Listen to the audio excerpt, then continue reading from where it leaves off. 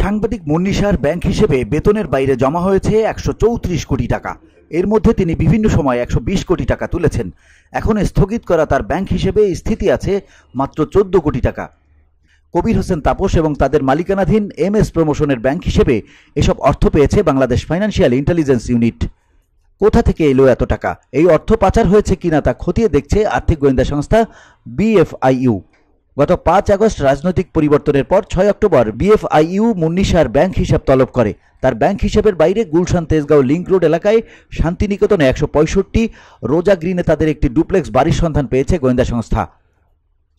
Bangladesh bank সূত্রে জানা গেছে, ওয়ান ব্যাংকের কারওয়ান বাজার শাখায় মুন্নী শাহর স্বামী কবির হোসেন তাপসের মালিকানাধীন MS প্রমোশনের নামে 2017 সালের 2 মে একটি হিসেব খোলা হয়, যেখানে মুন্নী শাহকে নমিনি করা হয়েছে। এ ব্যাংকে চট্টগ্রামের খাতুনগঞ্জ শাখায় জনৈক মাহফুজুল হকের মালিকানায় প্রাইম ট্রেডার্সের নামে 2004 সালের 21 জুলাই একটি হিসাব আগেই খোলা হয়। এই দুই প্রতিষ্ঠানের নামে ওয়ান ব্যাংক থেকে 51 কোটি 50 লাখ টাকার ঋণ নেওয়া হয়।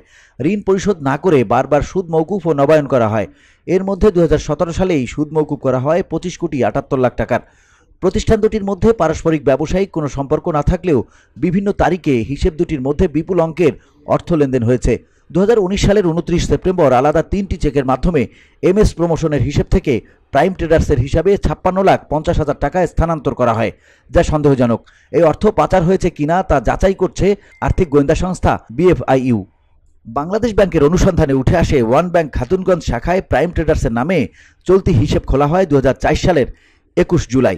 প্রতিষ্ঠানটি বিভিন্ন পণ্য আমদানি করে স্থানীয় বাজারে সরবরাহ করে। গ্রাহকের আবেদনের প্রেক্ষিতে 2008 সালের 3 আগস্ট স্থানীয় বাজার থেকে 11,500 টন মটর কেনার জন্য 90 দিন মেয়াদি 26 কোটি 50 লাখ টাকার ঋণ মঞ্জুর করে ওয়ান ব্যাংক।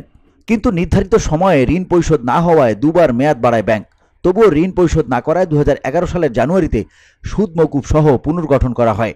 2012 সালের জুনে দ্বিতীয়বার এবং 2017 সালের ফেব্রুয়ারিতে তৃতীয়বার ঋণ পুনর্গঠন করে ব্যাংক।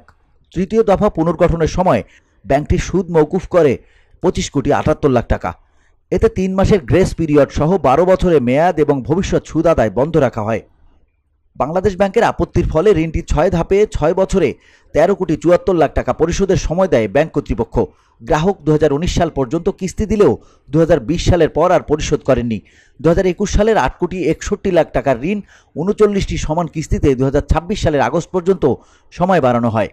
ওয়ান ব্যাংকের কারওয়ান বাজার শাখার মুন্নী শাহর স্বামী কবির হোসেন 2017 সালের 2 মে MS প্রমোশন নামে একটি বিজ্ঞাপনী সংস্থার চলতি হিসাব খোলেন। কবির হোসেনের আবেদনের প্রেক্ষিতে ওই বছরের 6 জুন 18 কোটি টাকার ওভারড্রাফট ঋণ দেওয়া হয়। ঋণের দায় শোধ না হওয়ায় গ্রাহকের আবেদনের প্রেক্ষিতে ব্যাংকের নির্বাহী কমিটির 2019 সালের 27 জানুয়ারি সভায় ঋণটি নবায়ন করা হয়। পরবর্তী সময়ে একই বছরের 24 নভেম্বরের নির্বাহী কমিটির সভায় অপরিশোধিত ঋণ হিসাবটি নবায়ন সহ ওডি ঋণ সীমা বাড়িয়ে 25 কোটি টাকা করা হয়। 2022 সালের ঋণ হিসাবটি 5 বছর মেয়াদী ঋণে পুনঃতফসিল করা হয়েছে। মুন্নী শাহ টেলিভিশন সাংবাদিক ও টকশো সঞ্চালক হিসেবে পরিচিত। তিনি আজকের কাগজ ও ভোরের কাগজে দীর্ঘ সময় কাজ করার পর 21 টেলিভিশনে যোগ দেন। এরপর ATN বাংলায়, সেখান থেকে ATN নিউজে যোগ দেন তিনি। 2023 সালের 31 মে তিনি ATN নিউজ থেকে পদত্যাগ করেন। পরে 1 টাকার খবর নামে একটি অনলাইন পোর্টালের সম্পাদক হিসেবে জুলাই আগস্টে ছাত্র জনতার আন্দোলনে রাজধানীর যাত্রাবাড়িতে গুলিতে শিক্ষার্থী নাঈম হাওলাদার নিহত হওয়ার ঘটনায় গত 22 আগস্ট যাত্রাবাড়ি থানায় ওই মামলা করেন নিহত শিক্ষার্থীর বাবা কামরুল ইসলাম। সেই মামলার আসামি Munni Shah. VOD Bangla news desk.